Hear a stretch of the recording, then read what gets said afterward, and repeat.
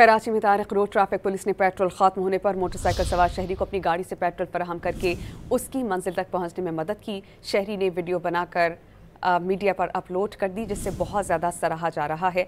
इस पर हम बात करेंगे डॉन न्यूज़ के रिपोर्टर आसिम खान से। आसिम खान, ये एक मिसाल है, दर्द दिल के वास्ते पैदा किया इंसान को, वरना अतात के लिए कुछ कम न थे, करो बयां।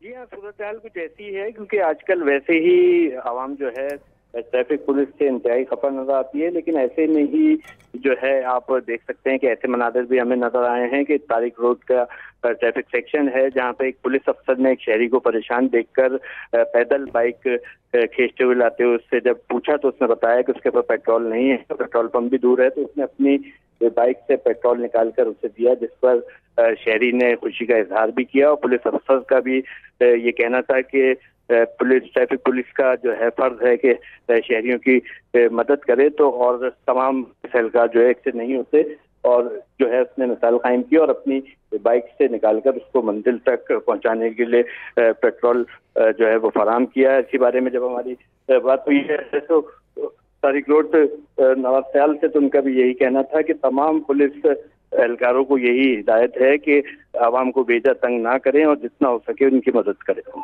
यकीनन हमें मज़ीद ऐसे लोगों की ज़रूरत है सोसाइटी में। जज्बा हमदर्दी के इस काम को और काविश को बहुत सराहा जा रहा है।